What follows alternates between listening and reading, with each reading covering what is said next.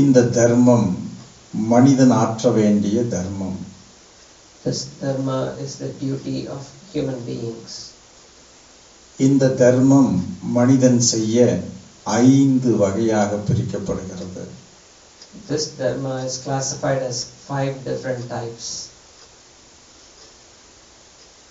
எதை நாம் பெறுகிறோமோ அதை நாம் உலகத்திற்கு கொடுக்க வேண்டும். Whatever we get, we should share with the world. எனவேதான் பிரபஞ்சத்திடமிருந்து பெறுகின்ற பெற்ற பலனை நாம் மனித குலத்திற்கு மட்டுமல்ல பிரபஞ்சத்திற்கே நாம் திருப்பி கொடுத்தல் வேண்டும்.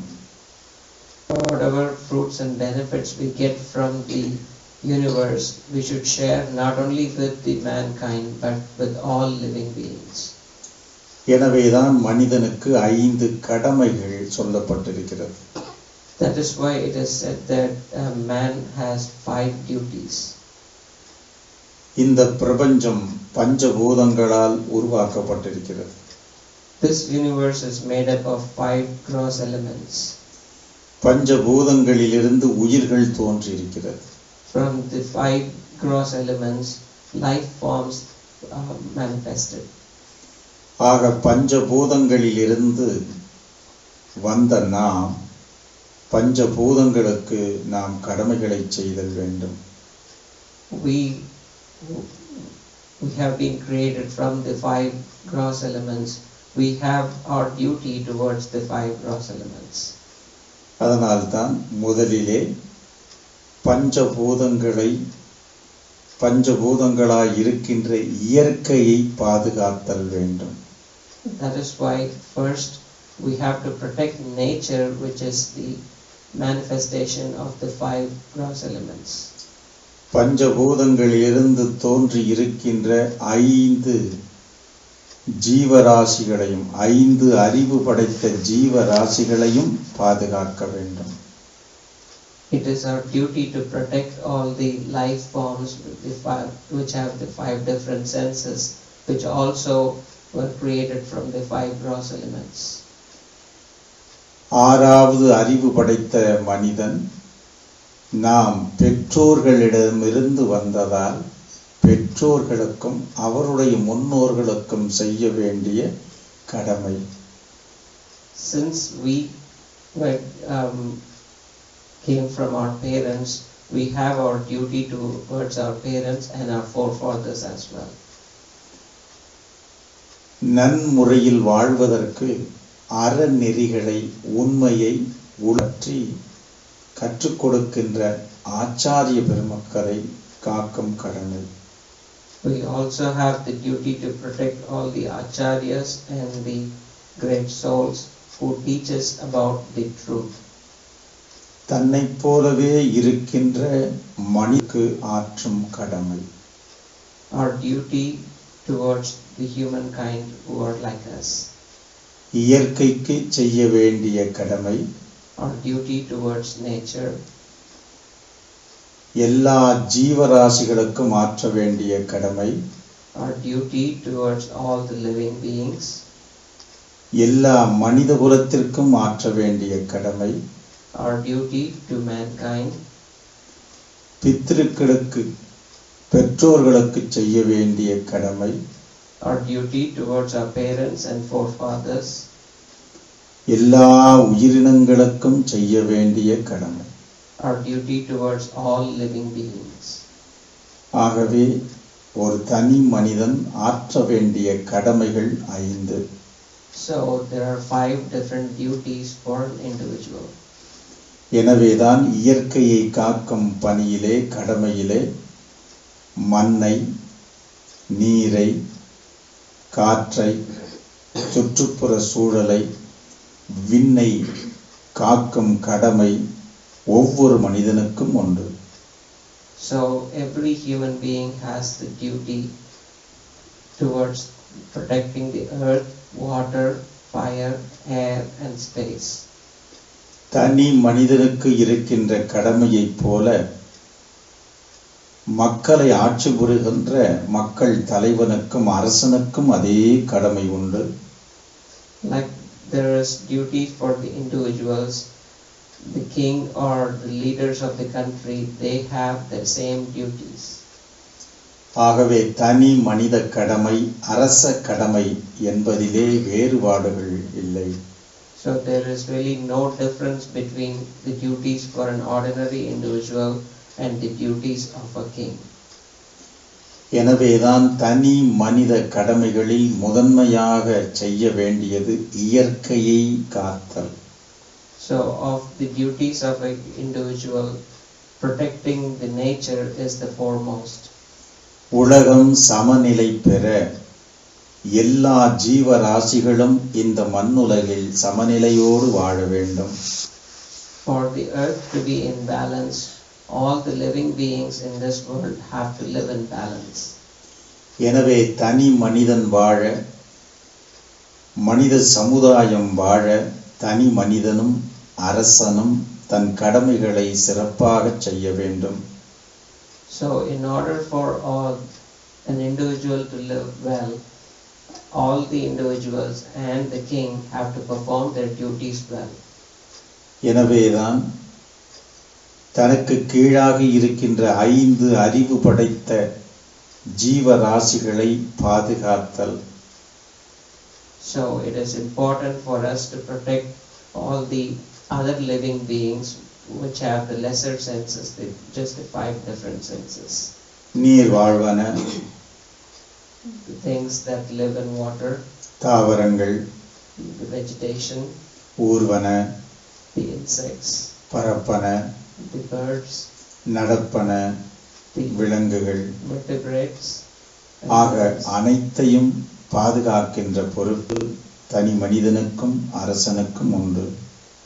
So the duty of protecting all these are exists for individual as well as the king. தன்னை சுற்றி இருக்கின்ற பஞ்சபூதங்களையும் மற்ற ஜீவராசிகளையும் காக்கும் பொறுப்பு தனி மனிதனுக்கு உண்டு. An individual has the duty to protect nature, the 5 gross elements and the living beings. ஆட்சி புரிகின்றவர்களுக்கு இதே போல தன் நாட்டை சுற்றிலும் இருக்கின்ற கடல்வாழ் பிராணிகள், தாவரங்கள், மண்ணில் விளைகின்ற தாவரங்கள், ஊர்ந்து செல்லுகின்ற ஜீவராசிகள், பறவைகள், விலங்குகள் இவைகள் அனைத்தையும் தன் ஆட்சிக்கு உட்பட்ட அனைத்தையும் பாதுகாக்க வேண்டியது அரசனின் கடமை. It is the duty of the king or the rulers to protect all the living beings, the ocean, the living things that live in the ocean, the insects, the plants, the animals and everything that is under his control. ஒரு தனி மனிதனுக்கு தன்னுடைய முன்னோர்களை, தன்னுடைய பித்ருக்கள் என்று அழைக்கப்படுகின்ற பெற்றோர்களை காக்க பொறுப்புண்டு. For an individual, he has to protect his parents. அதைப்போல பெற்றோர்களினுடைய முன்னோர்களையும் பாதுகாக்கின்ற பொறுப்புண்டு. In the same way, they have the duty to protect their forefathers as well. அதே போல வாழ்க்கையில் வழிகாட்டுகின்ற அனைத்து ஆச்சாரிய பெருமக்களின் கல்வியை கற்பதோடு கற்ற கல்வியிலே நின்று ஆச்சாரிய பெருமக்களை காப்பாற்றுகின்ற பொறுப்பும் உண்டு.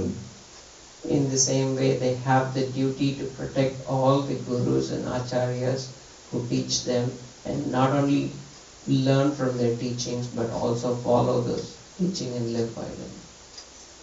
அதே போல ஆட்சியாளர்களுக்கும் தன் குடும்பத்தை சிறப்பாக நடத்த வேண்டிய பொறுப்பும் இருக்கிறது. In the same way, even the kings and rulers have the duty to protect their family. அதே போல மனித குலத்திற்கு அறியாமையை நீக்கி அறிவை ஏற்படுத்துகின்ற ஆச்சாரியர்களையும் கல்வி நிலையங்களையும் பாதுகாக்கும் பொறுப்பு அரசனுக்கு உண்டு. The king also has the duty to protect the acharyas and all the educational institutions. ஒரு நாடு வளம் பெற மக்கள் அறிவு பெற்றவர்களாக இருக்க வேண்டும். In order for a country to flourish, all its citizens should be knowledgeable.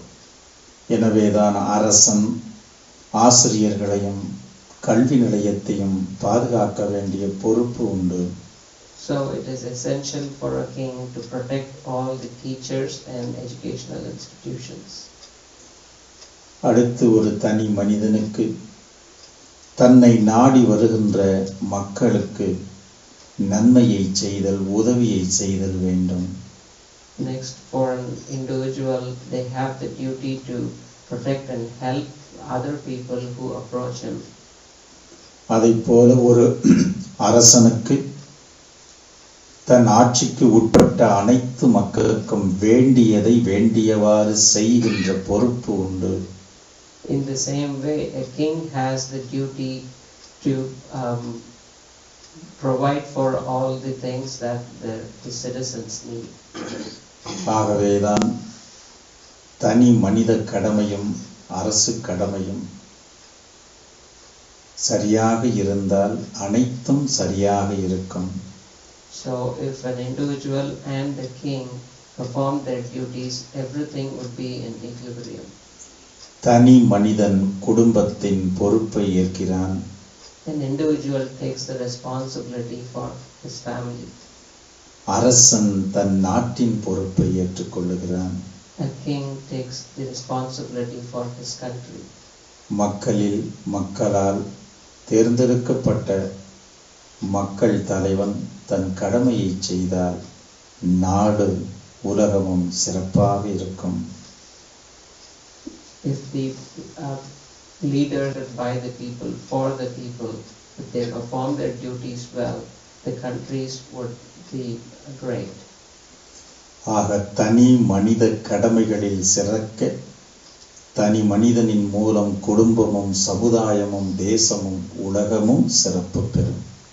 So if an individual can perform his duties well, his family, society and country all can flourish.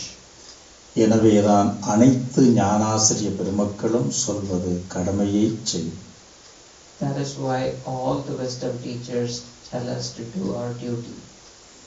எனவேதான் கடமைகளில் இருந்து தவறுகின்ற பொழுதுதான் துன்பத்தை பெறுகிறோம். Whenever we forget our duty, that is when we go into misery. அந்த கடமையும்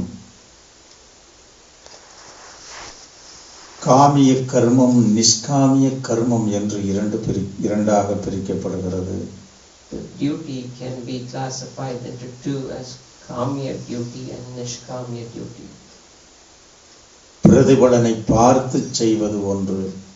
It is one to do duties with expectations. பிரதிபலன் பாராமல் செய்வது ஒன்று. It is another thing to do our duty without any expectations. பிரதிபலன் பார்த்து செய்கின்ற பொழுது எதிர்பார்த்தது நடக்காத பொழுது ஏமாற்றம் அடைந்த மனம் தன் கடமையிலிருந்து தவறுகிறது. When we perform our duty with expectations, if that expectation is not fulfilled, there is disappointment and they slip from their duty. எதிர்பார்ப்பற்ற கடமையினால் மனிதன் நிறைவு பெறுகின்றான். By performing duties without expectation, a human being gets fulfillment. ஒரு தனி மனிதன் தன்னால் உருவாக்கப்பட்ட குழந்தைகளை காப்பாற்றுவது, அவர்களை பொறுப்புடைய சமுதாயத்தில் பொறுப்புடைய மனிதனாக உருவாக்குவது பெற்றோர்களின் கடமை. An individual and parents have the responsibility to protect their children and to raise them as responsible citizens. நல்லதோர் சமுதாயத்தை உருவாக்குவதிலே தனி மனிதனுக்கு பொறுப்புண்டு. An individual has responsibility in creating a great society. நல்ல சமுதாயத்தை உருவாக்குவதில் நல்ல வாரிசுகளை உருவாக்குதல் வேண்டும். In order to create a great society, we have to create good offsprings. அந்த நல்ல வாரிசுகளை உருவாக்க முதலிலே அவர்கள் நல்லவர்களாய் இருத்தல் வேண்டும். In order to create good children, we have to be good. அதனால் தான் ஆகுக ஆக்குக என்றார்கள். That is why it is said be to and be make. and make.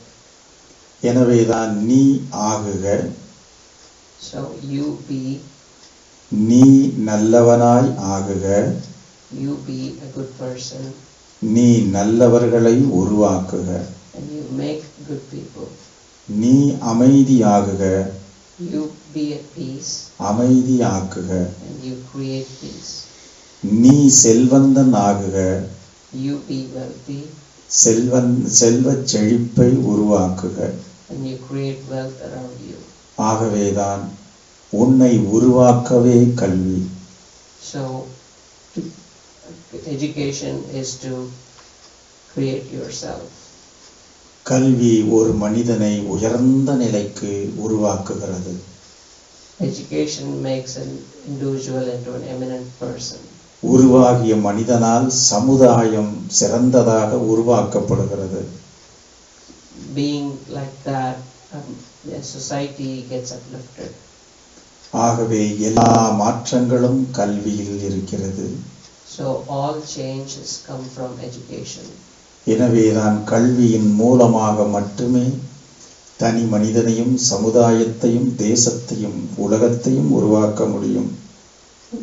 That is why it is only with education we can create a human individual, society, country and the whole world.